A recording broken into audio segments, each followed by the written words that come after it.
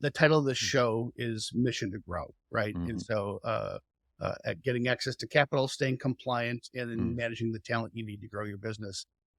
This is just part of the growth trajectory. Yeah. Is you're gonna have to, whether you hire them in house, which is a heck of a lot more expensive, Yeah. or you're using outside firms and professionals. Yeah. This is just part of the natural growth. Welcome to Mission to Grow, the small business guide to cash, compliance, and the war for talent. I'm your host, Mike Vannoy. Each week, we'll bring you experts in accounting, finance, human resources, benefits, employment law, and more. You'll learn ways to access capital through creative financing and tax strategies, tactical information you need to stay compliant with ever-changing employment laws, and people strategies you need to win the war for talent. Mission to Grow is sponsored by Assure. Assure helps more than 100,000 businesses get access to capital, stay compliant, and develop the talent they need to grow. Enjoy the show. Entity classification, S Corp versus Schedule C. So, man, if you're an entrepreneur, you just started your business, maybe you've been in business for a while, and you started hanging a shingle out for yourself. Maybe you started with one employee, maybe 5 employees, maybe you've grown to 10 or 20 or 50 employees. And these are things maybe you just didn't think about. But they're really, really important for entrepreneurs to understand what's the difference between different classifications and different tax treatments for businesses. So got a great guest to unpack this topic with me today. He's the founding partner and CEO of a virtual CPA firm. They specialize in design, web, marketing, and agency niches. He co-leads Thrival.com, a community providing education, support, and resources for entrepreneurial accountants everywhere. He facilitates business transformation through on-site consulting and coaching for firms, agencies, and service-based businesses. He's the founder and host of 2 monthly podcasts since 2011. You're early there. Yeah. The Thrivecast and the Businessology Show. Yeah. He's the CEO of Blummer Associates and CEO of Thrival. Welcome to the show, Jason Blumer. Cool. Mike, thank you for having me. Hopefully we can clear up some of these classification issues on tax. You know what? And maybe clear up, but also maybe make people, I suspect, make people aware of an issue that they didn't even previously know was an issue, right? For And sure. maybe nothing to even think about. So Yeah. let's maybe just from the jump, can you maybe just help clarify what it is we're even talking about when we say entity classification? And I think technically we're a little apples and oranges saying S Corp versus Schedule C, right? Yeah. Help brings just some definitions here. Yeah. Well, sure. Well, so, in the US, you can run a business really as yourself. You can start a business and use your social security number. So to the IRS, you can run a business just as you. People would write a check to you as a person and you would report it on just a schedule of your tax return.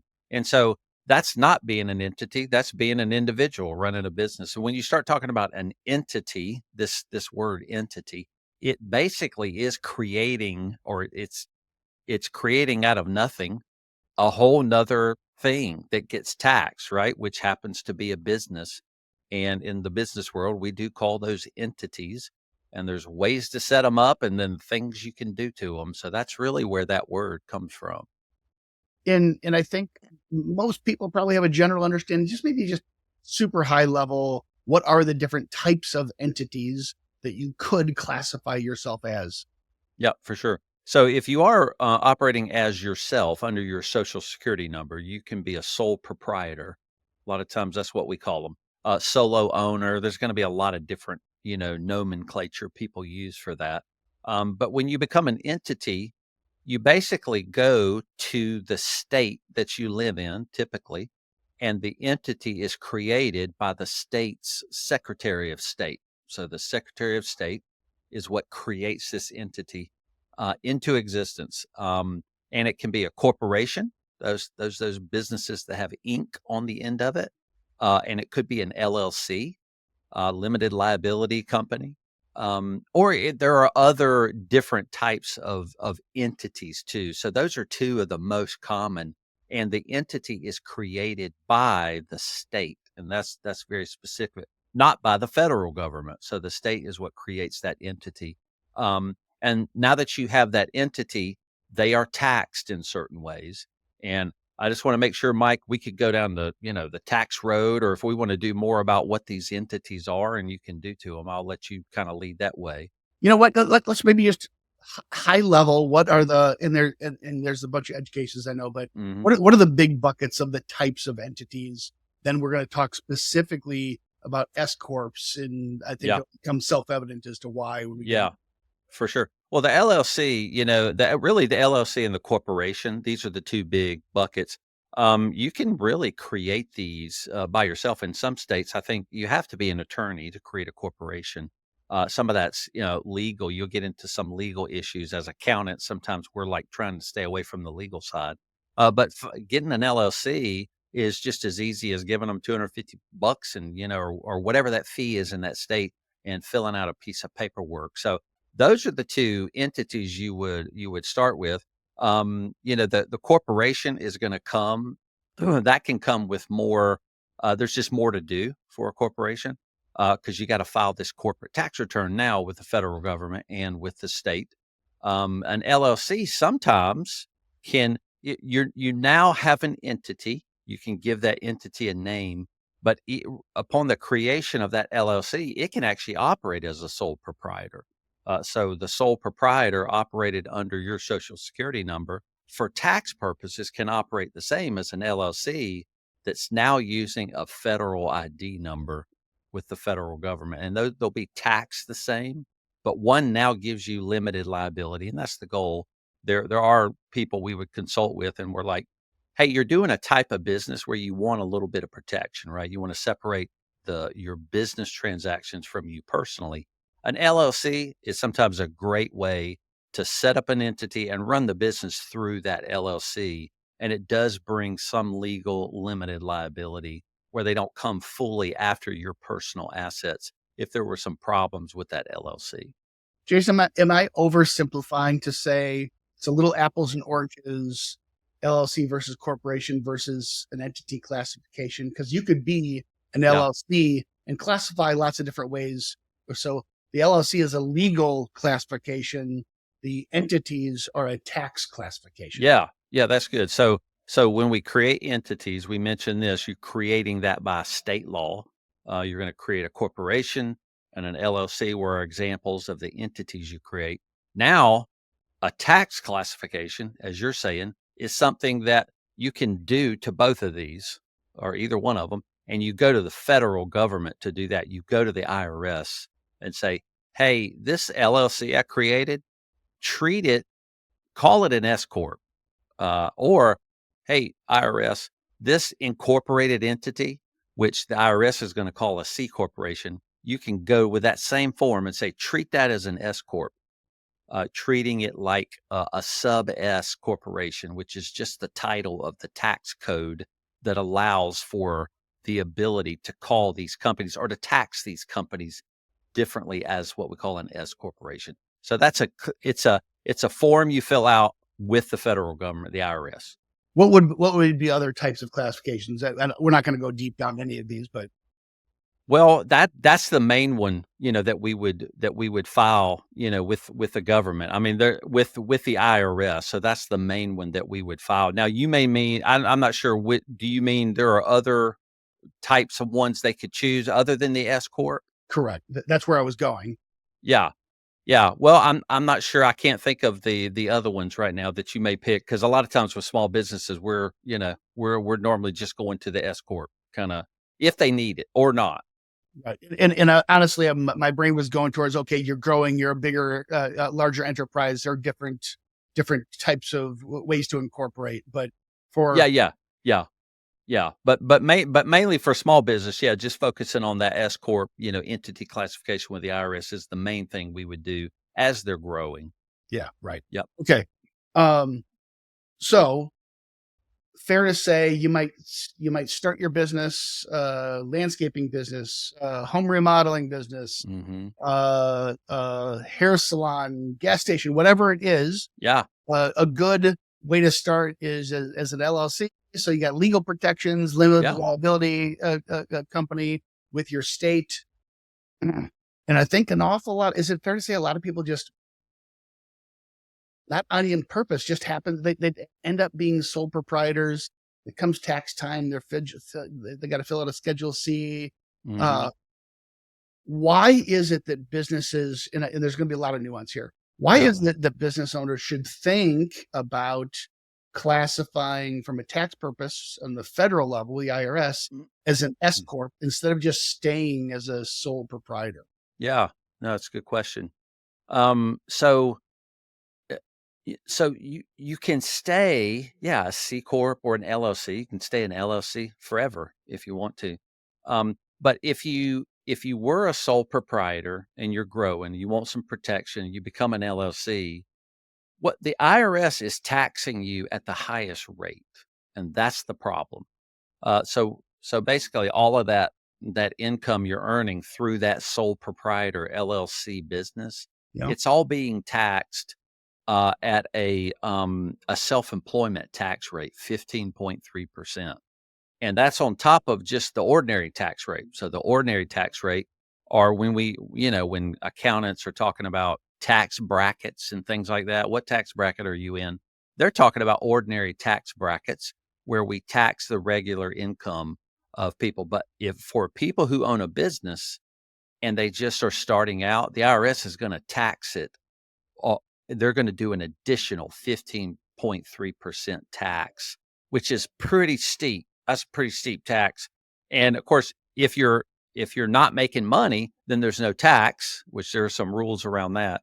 But if you are making money, the government's shaving off another 15.3% off the top of that. And so as you start growing, that becomes a problem. You are starting to give, if you make if you're a small business and you make $100,000 profit, which could be, some small business you do on your own, Yeah. um, you're giving them $15,300. Like you're giving them a lot of money. And so that's when an accountant or somebody would go, you might want to think about being an S Corp. Okay.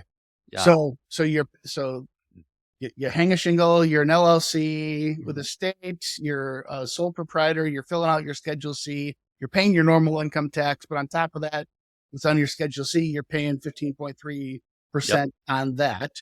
There's something Right. kind of sort of, maybe it's not magical, but Right. coincidental about that 15.3%. Why? So you're making more money, you pay an extra Mm. tax. Why would it be a tax savings to reclassify as an S? Yeah. Yeah, that's a good question. So now when you become an S corp and that subchapter S corp section of the tax code that was created for small business, it basically says, okay, you don't have to pay that 15.3 anymore. You're not going to have to pay that. Yep. Uh, that is now. So when you become an S corp, and okay, so you're an LLC, you're making 100 grand in profit per year, and you're paying 15.3%. You switch to an S corp, and you do it as of the first of the year in the next year. So that next year you make 100 grand. You just saved 15,300 bucks because the code lets you do that. And some people may wonder, how is that possible? With the government's just giving you money. Well, they did create that code to really be a benefit to small businesses. But there is one issue, and the IRS is going to require, now that you've become an S corp, they're going to require you to take payroll. Now you got to set up payroll, Yep. and boy, you do not want to mess up payroll. And there's a lot of reasons why, Mike, which you probably know, but we could get into a lot of those. Yeah, and we'll go down some of those rabbit holes. So Mhm. basically, as a sole proprietor, my business income shows up on the Schedule C. I'm paying the 15.3%. As an S corp, that corporation we'll talk about is going to pay. You're going to pay taxes on the profit of it, but you don't have to pay that 15.3%. But you're going to have payroll. Why do you have to have payroll? And then here comes in here we revisit our 15.3%, right? Yeah, right. So the IRS, they're not stupid, right? So they are giving you a tax benefit, but when they make you take a salary in the S corp, Yeah. uh, and the way we do payroll, as Mike, as you and your companies know very well, Yeah. is the company withholds 7.65% FICA. Sometimes we call that FICA. and the company pays 7.65% to the government. And then out of your check as an employee, you have FICA withheld from your check, 7.65%. Yeah. And when you put those together, that's 15.3. And Yeah. so the government's going to get their 15.3. But instead of on a sole proprietorship, the only way they could do it is say, I want 15.3 of all of the profit. Right. And in an S Corp, they're saying, I'm only going to make you give me 15.3% on just the part you've designated as a salary. Yep. Yep. That's and so that's kind of how they're going to get their money. But as accountants and strategists, we kind of know, well, if I was making 100 grand profit paying 15.3%, I switched to an S Corp and I only pay myself a salary of 50,000. Now I'm not paying 15.3% on the full 100,000 profit. I'm only going to have to pay 15.3% on the 50 grand. Right. That's the difference. And do I have it right that there's kind of two components here, right? So if my profit was 100 grand Mm, and I just put myself on salary for 50 grand, mhm. I'm paying the half of the 15.3, the 7.65%, Yep. the employee portion of FICA. Right. So I cut my rate in half on Right. that 50,000 that's my salary. Right. And the remaining, but the $50,000 I'm paying, the entity, the S Corp entity is paying me is a business expense. That's Right. that's true. And not only is the salary, but the money that I'm paying to a payroll provider or my accountant, my Right. my Perfect. insurer, or Yep. whoever is doing my payroll, that's a Yep. business expense. Yep. For reducing my profit and therefore reducing the amount of taxable income the business has. That's true. Yeah. So yeah, not only are you not having to pay that 15.3% on that 100 grand, you're now only as the employee, you're giving up only half of that, 7.65% out of your check on the 50,000, Yeah, and the company is deducting these things too. And so, yeah, it's good for a lot of reasons. Now you're getting deductions you weren't getting before. that's right. That's Yep. right. Yep. And so admittedly, it's a bit more complex, right? Mhm. So it's like, okay, I'm going to have to, I mean, uh, not to be too self-promotional, you don't want to do payroll yourself, right? No, listen, you don't want to do payroll Yeah. by yourself. Yeah. I mean, No. and it's not because you can't, uh, divide $50,000 by 52 weeks and give yourself a weekly check. Right. It's tax filing is what's complex. And That's right. Yeah. the cost of a mistake just isn't worth it there. And it's No. really, really inexpensive to outsource payroll. Oh, totally. Yeah. So, Yep. it is more complex. You're going to have to put yourself on payroll. You're going to have a fair market wage. We can talk about that in a sec. You're Mhm. going to have to process payroll. So there's some complexities, but on that $100,000, there's a few $1,000s of savings of tax arbitrage that literally just goes in your pocket, right? Yeah, for sure. Yeah. And so, and then we can get into, what is the right amount, to start helping to do this. But what we find, and of course, we run a firm and help small businesses do this stuff. If we're going to save them money, we want to make sure the money I'm going to save you is worth the additional costs you got to pay a payroll provider Yeah. to actually do your payroll for you. And we would say, you cannot do your own payroll. You need to pay somebody to do the payroll. And Yeah. that cost is so negligible compared to the savings that the client is just pocketing so much money by doing that. Even when they're starting to pay somebody to do their tax return now, their S Corp tax return, even if they're paying a payroll provider to Yeah. actually paying them to make these filings for them, it is worth it. The savings is still so large. It's enough to pay for all of those additional administrative expenses, basically. Jason, let's go there. So what are some of these additional expenses? So there's, and you hit at least two of them, right? So if I files an S corp, I'm going to have payroll, so I'm going to have payroll tax, payroll provider that I'm going to have to pay. I'm gonna have to pay my CPA, my accountant, probably a little bit more money because it's not just my personal tax return. I'm gonna have a business tax return Right. and personal tax return. Right. Um, 2, right? And that's that entity. It's now an entity, right. and an entity has to file its own tax return. That's part of the pain, and you don't wanna file your own S Corp return. I mean, that you don't wanna do that. You wanna pay an accountant. So now you got accountants doing payroll, or you're Yeah. paying, you're buying a really good payroll software, to do that. Those are needed. Also, when you file an entity return, an S Corp return, it's got really 2 financial statements on it. It's got a profit and loss statement and a balance sheet, and they're very summarized, but they are there. And when you have 2 statements, what you've just moved into is double entry bookkeeping, basically. And before, when you were a sole proprietor, you were only keeping track of the profit and loss, so to speak, which is money in, money out. The difference is your profit and you're paying tax on that. Now, when you file an S corporation, then you're filing also a balance sheet. And so you've moved into double entry bookkeeping. And so we would say you should get an accounting software too. And Yeah.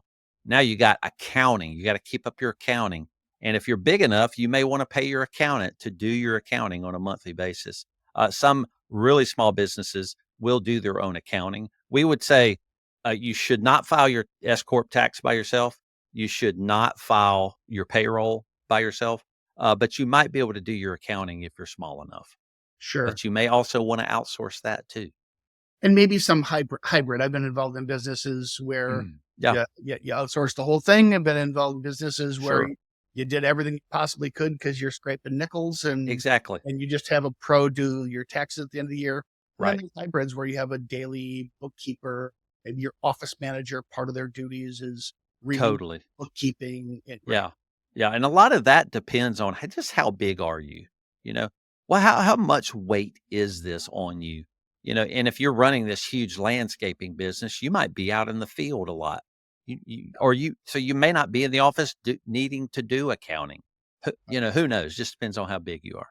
So, and I'm going to go there next about like what size companies should be thinking about this. Yeah. We'll make sure I have it sized properly. Okay. Mhm. I filed with my state. I'm an LLC, so I have the legal protection of a Yep. limited liability company. Mhm. Now I'm just learning this great tax benefit if I reclassify from a sole proprietorship into an S corp. I put Mhm. myself on payroll, so being an S corp, I'm going to have a tax advantage by putting myself on payroll because now it's the only the employee side of FICA that I'm paying. So that 15.3% goes to 7.65. Mhm. And that payroll is a legitimate business expense for the business. So I'm actually lowering the profit, therefore lowering the taxable burden on the Yep. top line as well. Mhm. All that means I've got to sign up for payroll. I've got to do double entry accounting. So I'm going to need some accounting software. Mhm. So there is some additional cost there. Is there anything else in the cost and complexity side for businesses to think about? Yeah, there probably are, but those are the big ones. There would be a lot we would teach people about just how to run and operate a bigger business. You're gonna have to start thinking about building team and things like that. But I think you're mainly talking about what other administrative expenses are there. Right. And if you're an LLC, you might have some annual LLC renewal filings with the Secretary of Sure. State. You have to make. So there's a number of administrative things, but we've just hit the real big ones that are gonna really come out of your pocket because you made an S corp election. Maybe one last thing on this topic, Jason. Um, what are the rules? What does the IRS say about giving yourself a salary? Because before doing this, you probably just took distributions, right? Right. Right. So, can you Mhm. lowball yourself and say, I'm only going to take a small amount because I want to be safe and provide some cushion? Or, Yeah. hey, I'm going to milk this thing for everything it's worth and I'm going to give myself $100,000 salary and there's no profit left in the business. But what Yeah. does the IRS say about this? Yeah, yeah, this is good. Maybe we can talk about, so if you're an LLC and you make $100,000 in profit and you're taxed at 15.3%, really you can take all 100,000 out. And Yeah. when you switch to an S corp, you could also take 100,000 out in payroll too. But if you do that, you're actually still, kind of giving 15.3 on 100 grand. to the IRS. So if people become an S Corp, if you want to do it fraudulently, which obviously we're saying you shouldn't. We are not advising that. No, Yeah. no, no, that's not what you want to do. But some people that do this wrong, right? They want to, they're like, I want to save that 100 grand from that 15.3%. I'll switch to an S Corp and then I won't pay myself a salary at all. And then I completely avoid the 15.3% on all of it. And so the IRS, again, they're not stupid. They say you must take payroll if you're an owner of an S Corp. And then they also say you must take a reasonable wage. That wage must be reasonable. Yeah. And that's really how they define it. So there's what they want is the freedom to really define that reasonable wage, sometimes in a tax court, too. And so nobody has the right way to define exactly what is that a reasonable compensation. Basically, the IRS just says you better pay yourself a reasonable compensation. And so you could go too low, right? If you say, well, I'll just save 100 grand, that 15.3% on 100 grand and pay myself an annual salary of 2,000. So obviously most people would go, well, that doesn't make any sense. So you're not going to pay anybody $2,000 a year to run $100,000 profit business. Yeah. So, well, what is the number? Is it 50? Is it 75 grand? Well, the lower you can get that down, the less tax you're going to pay and the more you're going to save. But when do you hit the threshold of it not being reasonable anymore? Well, there's not a magic line. And so some accounting firms they'll really take risks and they're going to want to push your salary super, super low. What we do as a firm, which I think most, strong firms do, is they really have a way. They use some software or we use processes to calculate reasonable comp. Yeah. And we'll use a lot of pay ranges and things like that to really try to give advice to our clients to say, actually, this is a reasonable wage that we believe as a firm would be defensible before the IRS as reasonable. That's what we want to hit. That's really kind of the litmus test. But in my accountants, CPA, same thing. Because there isn't necessarily a black and white, is what is reasonably defensible is there you go. Targeting, right? Yep. That's what you want. And then also, as the tax strategist being hired by that small business owner, we want them to save a lot of money too.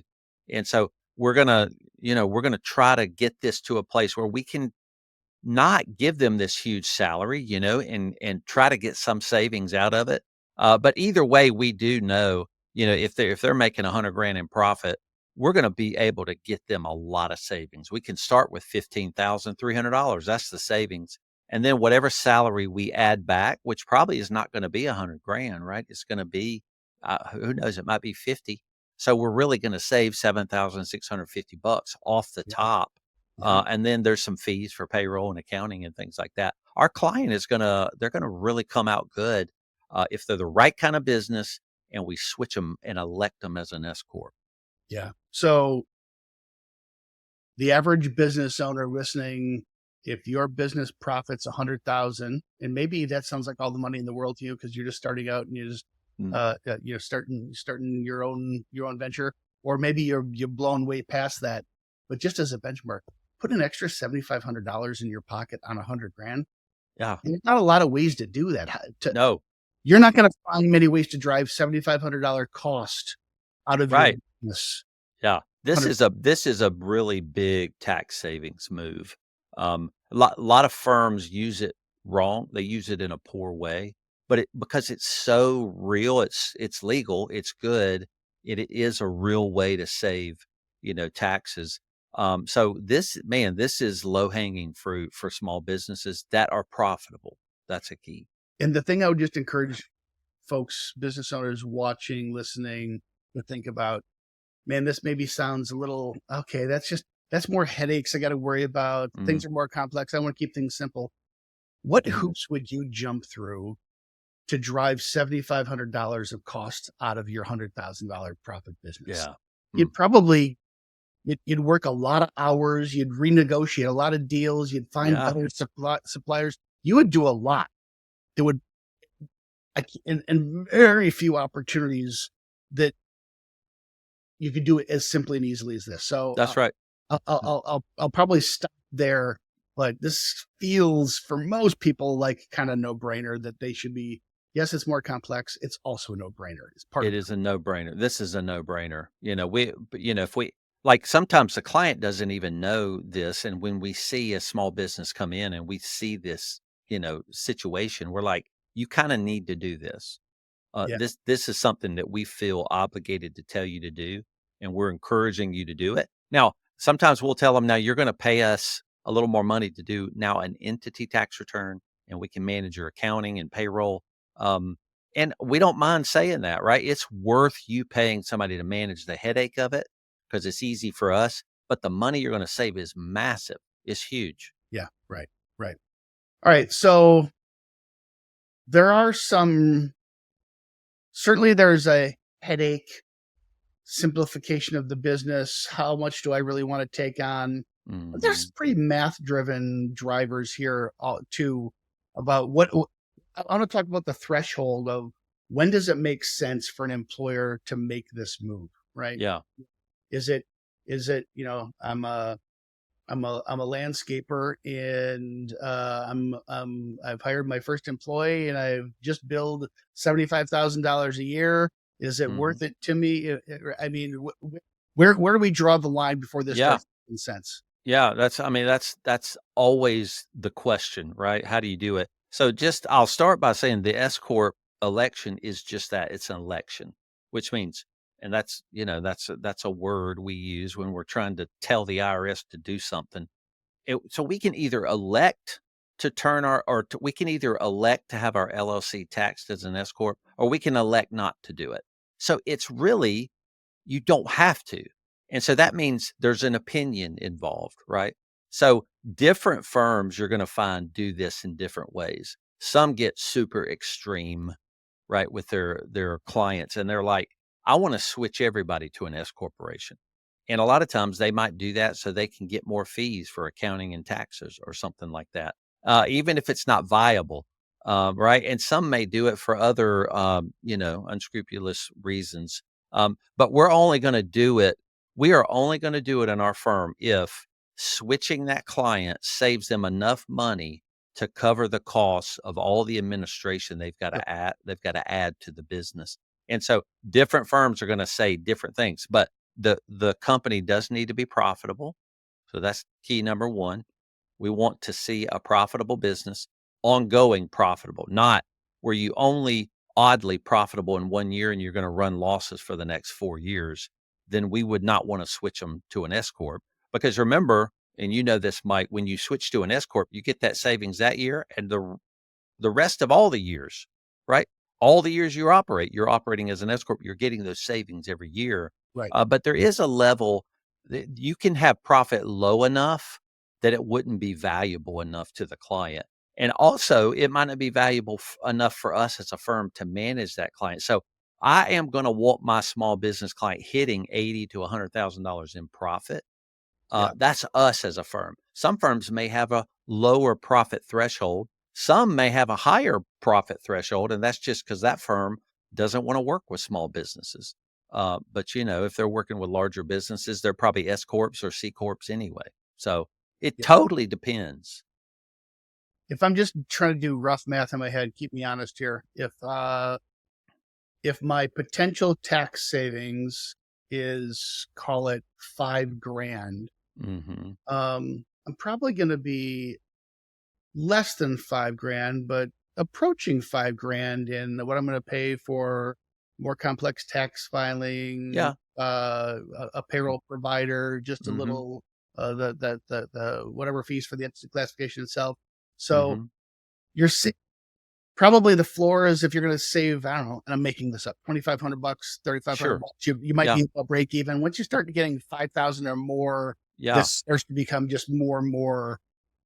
Yeah. Yes. Yeah, exactly. Yeah. So you're basically saying if I added up all the costs of this new level administration, you got to pay some other professionals Yeah. or a payroll software, and I've got to fork out, 3,500 bucks a year to Yeah. cover all of that. Then obviously you want your savings to be more than 3,500, Yeah. and we want our clients to pocket a lot of money too. Yeah. So I'd want them pocketing at least 5 to 7 grand more than that 3,000. So I'm gonna want a hit of 10,000 bucks at a minimum of savings. Yeah. So that's going to put me in that 80, $100,000 in profit just to get my client so much savings that it way more than pays for the administrative cost to actually run this S Corp. Jason, does it matter? It's really just a matter of profit, right? So I could Hmm. be a consultant and I have a handsome hourly rate that I charge. And so Yep. that 100,000 in profit might come on 110,000 in Hmm. top line revenue because I don't have Totally. expense. Or or it could be a $2 million business with 5% margin to You get got to it. the same 100. But it's that 80 to 100 is kind of your tipping point regardless, Yep. right? Yep. It did. Yeah. So all the way you operate your business, whatever business it is, none of that matters. We're just looking at that bottom line profit when you get all your revenue minus all your expenses.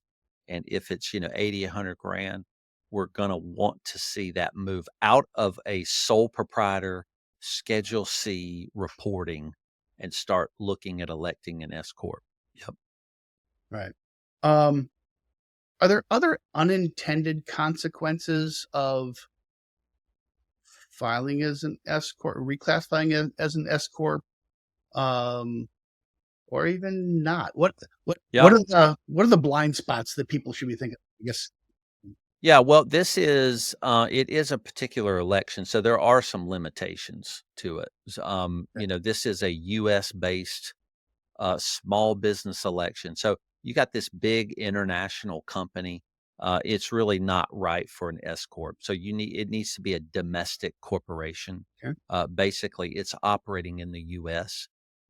It's supposed to be a small business, so it's not for some big, huge company. So you can't have more than 100 shareholders in this thing. Um, so that's a limitation. A C corporation can have multiple different types of stock, and that's because you want to in a C corporation, you might invite different types of owners and give them different preferred treatments like common stock, preferred stock, things like that. But in an S corp, you can't do that. You can only have one class of stock. Okay. The thing about the S corp is there are some limitations that you have to abide by, and if you don't, and this is the funny thing, you could actually be operating your S corp for 5 years, saving all this tax money. You're like, this is awesome, and you invite like a foreign person to become an owner, which is not allowed in an S corp. What you can do is you can kick that S corp. You can make it not real, basically, and you won't even know. What you can do is you're like, cool, I got a new owner, my S corp. This person's really helping me. I met them, abroad, and you start filing them as an owner on the S corp, and the IRS catches it and goes, "Hey, they're not allowed to be an owner." They'll go back and find out the very date you made them an owner, take your S corp election away, and if the IRS, doesn't catch up to you for another 3 years, and there's 3 years you've been filing S corp returns with a non-allowed owner, Yeah. they'll go back and restate 3 years ago and say, "That S corp, you blew that up 3 years ago. So all these years you were filing as an S corp, I'm gonna go back and make you file now as a sole proprietor." And so you can actually blow up that S corp election by allowing people in, like you can in indiscriminately, you can actually treat some owner differently than you treat yourself.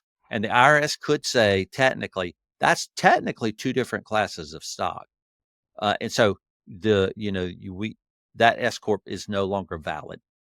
And so there are things that can mess it up and you don't even know you've messed it up. Now, that's kind of rare, but that can happen. I was gonna say, is it fair to say the IRS, despite maybe popular opinion, the IRS is actually reasonable to work with when you try to play within the rules, and the intent of the S corp is for small businesses. There are Yeah. tons of gotchas out there. You Right. could accidentally fall into a trap like Yeah. or ownership or more than 100 shareholders, but pretty uncommon, right? Yeah. Those are not common. You just, and we would always say, if you do become an S corp, I think you probably need to start using a firm, some kind of accounting firm, Yeah. payroll software. those things are just you're buying protection when you're doing that. And Yeah. so some of those professionals or that software is going to catch things you don't even know to catch. Yeah. Because like your software, Mike, won't even do something wrong like that if you're trying to run something through. And so you need those limitations when you get into an S election and you're trying to stay within that S election requirements. Start to use a professional that's going to tell you you can't do that. That just keeps you safe. It's just smart. Well, I mean, the title of the show is Mission to Grow, right? And Mm-hmm. so, at getting access to capital, staying compliant, and then Mm, managing the talent you need to grow your business. This is just part of the growth trajectory. yeah. Is you're gonna have to whether you hire them in house, which is a heck of a lot more expensive, Yep. or you're using outside firms and professionals. Yeah. This is just part of the natural growth. One of the beautiful things here, if you do it right and you time it right, you get over this. I like your number, this $80 to $100,000 in profit threshold. Not only are you gonna, dare I say, putting on your grown up pants, Right. Yeah, for and sure. you're doing things that will help scale the business at the same time that will more than fund itself. Because so yes, Yep. more complexity. There's more dollars in your pocket. That's a nice for you, but you're also creating the infrastructure to actually scale way beyond an Yeah. classification conversation. Yeah. And that is a thing we want to tell our clients, right? If we're a business firm, we're saying, hey, this S selection doesn't just stand by itself, right? We're trying to create a company that has structure and weight that you can grow inside of, right? And an S corp is something you want to grow inside of. You don't want to keep growing inside of an LLC. If your business is blowing up and expanding, you should stop doing it in a certain entity and switch to another one that's more tax advantaged and set up for you to grow. So if you are on a mission to grow as as an entrepreneur, there are some entities you shouldn't do that in. An S corp is one you can grow in. It is perfect for small businesses. So, yeah, it's not just about getting the money in your pocket. It's about really funding your growth and helping you grow and be, structured appropriately. Yeah. Um, you might decide to punt on this question. Mm, Because the advice will be very specific. But so a lot of times business owners will be advised to create lots of LLCs. mm, Like maybe you had a real estate portfolio, maybe you have a day job, but yeah. you own some rental and properties, and maybe you put each rental house or apartment complex in its own LLC just for Hmm. legal protections. Hmm. Are there do you have guidance for folks how to think about multiple LLCs as part Yeah. of an S corp? Do I have to have separate S corps, or is there a holding company? And Yeah. we're going to get real complex real fast. Yeah. What's your guidance here? Because I know a lot of Yeah. entrepreneurs have multiple LLCs. Yeah. Yeah. Well, and the guidance on that is across the board, right? We're going to see, I don't know, tax guidance on Instagram, probably from some people, or TikTok, be different things than we may suggest. There are reasons for those things, right? To Yeah. do it. I think what we tell our business owners is we say, you want to create as much complexity as the benefit that it's giving you, right? So a lot of people have so many different entities that a lot of times it doesn't make business sense to do it. It's too complicated to keep up with because every time you start an LLC, you got to keep a set of books. I mean, you got to track that stuff so you can stick it on a tax return at the end of the year. So it Yeah. becomes a pain in the butt if you have 6 or 7 different LLCs. You got to track the books for all of those. But when you're talking about real estate, when you're owning, land and property, that is something you do want to protect. So typically, you do not put real estate inside of an S corp because a corporate entity is something you can't really get real estate out of very easily if it appreciates, because that's going to be a taxable event. Mm. So an LLC typically is what people use to hold real estate. And then there's going to be different levels of suggestions. You could say, well, I just have a group of condos, maybe 3 little condos on the same street. Can you put those all in the same LLC? You could do that, right? But some people would want to put each condo in its own LLC, and that is just remembering the purpose of the LLC is limited liability. That's what those two L's stand for. So we're trying to limit liability. So if you have three condos in one LLC and somebody slips and falls and sues you on condo number one, they're going to sue the LLC entity and try to go after everything within that, which will be all three condos. And so some people will just limit their liability and keep at least real estate property inside of an LLC. That's one way to think about it. Now, and there's going to be opinions that accountants would give you. Then there's going to be opinions that attorneys would give you. Some attorneys and accountants don't match, in terms of how they would suggest each other do these types of things. So some attorneys they want to set up as many LLCs as they can because they're getting fees to set these things up for clients. And then some attorneys will tell you, no, you don't need that. So it just totally depends. And you got to remember, sometimes your attorney and your accountant, your business accountant, won't even agree. But what we are focused on is entrepreneurs, and we're trying to help them grow. And we don't want to add complexity to their life that they don't need to add to their life because they Yeah. already have complexity enough That's just good. running Thanks. that business. So that's Yeah. our goal. I like that lens. Yeah. Maybe one more question. Since the S Corp, it's an election. Can you say yes or no to that? Toggling back and forth. Oh, I'm profitable one year, I'm not the next, and so I'm going to treat myself as an S Corp this year, not the next, and I go back and forth. Or Yeah. Good question. You can't do that. So when you're in an S corp, you're generally in, you want to stay in that. Now, you can undo the election. You can undo it. But then the IRS is going to give you a waiting period. So if you say, I'm an S Corp one year, and then you say, I don't want to be the next year, they've kicked you out of the running of being an S Corp. And I can't even remember, it might have been 3 or 5 years, something like that, that you can't go back and be an S Corp for that same entity. So it is not a toggle back and forth. That's why we think it's important. And this is kind of a downside where we see accountants flip people into an S Corp too soon. Sometimes there's just not enough profit to justify paying the administrative costs and what the client will pocket in tax savings. yeah, So we always want to just go, are you sure? Is this something you're going to grow?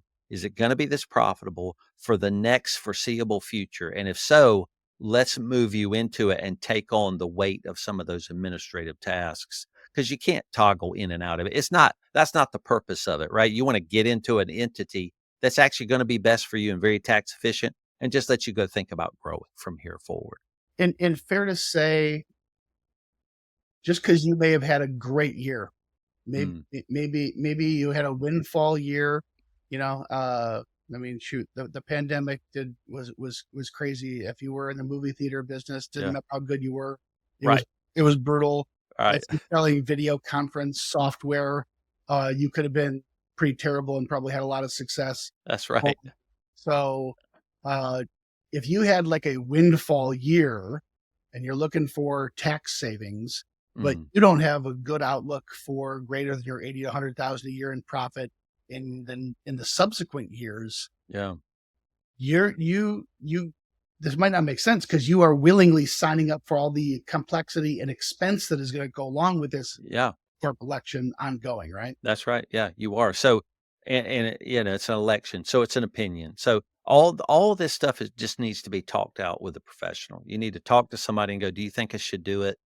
And they can go, "I don't think so." Because when you're asking an accountant, should I elect an S corp? They have a lot of experience with a whole bunch of clients they've elected as an S corp. So they might look at you and see very clearly, no, you're not a case study to do this, just because they've seen it so many times. Or they can tell you very clearly, yeah, you totally should do it. Even if you may not grow as much as you're growing now, it's not like it's going to hurt you if your profit goes down next year. It's just not helping you as much. So, and that is one thing to say, Mike, you could get in an S corp this first year and it saves you a lot of tax money because you got a lot of profit. If your profit goes down the next year, it's not necessarily hurting you that you're still an S corp. You're just not saving as much, Yeah. and that's okay. You still have your administrative costs you got to pay for, but just know generally You want to make the move when you really start to see your business grow, or you're going to try to grow it and create more profit. You should do it in this kind of entity. It's really tax efficient for you. Yeah. Just I think we've laid out a pretty clear case that if you've got more than $80,000 to $100,000 in profit in your business and it's ongoing profit, it's ongoing if not growing. Yeah. That you really should be probably making an S Corp election and take Yep. care of the put yourself on salary through a payroll system, Yep. pay payroll taxes, and put a bunch of dollars in your pocket. Yep. It's also true psychologically. So even though we made this case, and it's probably self-evident to most folks, they should really probably do this if they haven't already. Mm. Most people are more afraid of making a mistake than they are of making the right decision. Right. And so, okay, maybe I'll save $5,000, maybe I'll save $10,000, but what if I screwed something up? In the fear of making a mistake keeps people from making change more, lack of a good case. What are the top, if any, regrets you advise small businesses every single day? Yeah. What regrets do you think business owners have for either doing or not doing this? Yeah. Well, we tell our entrepreneurial clients, and that's really who we work with, people trying to grow a business, is we say you have to take risks as an entrepreneur. That you can't be an entrepreneur and not take risks. So it's a very unsafe kind of environment already, right? Because you're trying stuff, right? You're putting the weight of the future of your career on your own shoulders. And again, an entrepreneur is the opposite of an employee. So an employee might have more safety, and it depends on the person. One might be right for the other, but we're telling these entrepreneurs that are making these S Corp elections or not, we're saying you've got to take risks. That's part of the world of entrepreneurship. This is one of the risks you've got to take. And if you have a good professional firms and, payroll firms like yours, Mike, we're not really scared of making those compliance mistakes because we know how to fix them. Yeah. All that stuff can be fixed, right? So if the IRS misunderstands something, or there's a wrong, or there's not enough, tax, paid in, through the payroll filings, you can correct that stuff. This stuff feels scary. This compliance stuff with the government feels scary, but it can be corrected. Now, I would say some things are rightly scary, and if you're trying to grow a business in multiple states, you should not be doing that on your own. So a payroll provider that gets you into multiple states, that's one of the most complex ways to set up your payroll. Yeah. And that's a risk you should not take. It's foolish. It's not even that expensive to try to get a payroll provider to file you in multiple states. Right. When you start going into multiple states, you're getting out of your comfort zone, and you need a professional to do that and a piece of software. So those risks you should not take because they're really pretty high, and states don't play around. Sometimes they can be more aggressive than the federal government because the federal government's just huge, moves slower. But state governments, they want their money and they go after people that show up in their state, and they want some tax money from them. So don't play with the state. States get these unfunded mandates from the federal government Yeah. and they have to live within a budget. You're exactly right. Sometimes Right. they're way nastier because they need the money. I do. Yeah. So that's where you don't take risks. So you do need to take some risks, right? But you don't need to play around with some parts of accounting, some parts of tax, some parts of payroll. You don't need to be messing with that stuff. It's just small things, Mike. You can do some really dumb small things and get yourself in a lot of trouble. And they just have the law behind them to penalize you, to make you pay interest and penalty on a lot of your mistakes. That stuff can rack up really high. So don't risk compliance. Pay somebody to do that. Yeah. Jason, I really enjoyed the conversation. Cool. Super helpful. Hopefully everybody else listening today found this helpful as well. I appreciate your advice. Yeah. Thanks, Mike, for having me on the show. I hope it helps entrepreneurs, with the mission to grow. And if you're an entrepreneur, you're a business owner, hopefully this brought some clarity to, maybe you knew this topic, but now okay, this $80,000 to $100,000 range, I'm not quite there yet, but I have some more clarity of when I should be making this move. Or maybe you've blown past that. It's like, oh boy, there's an opportunity I'm already missing. Clearly, the recommendation is if you're over that threshold, you should be thinking about reclassifying, taking care of this really low-hanging fruit tax opportunity. Sure.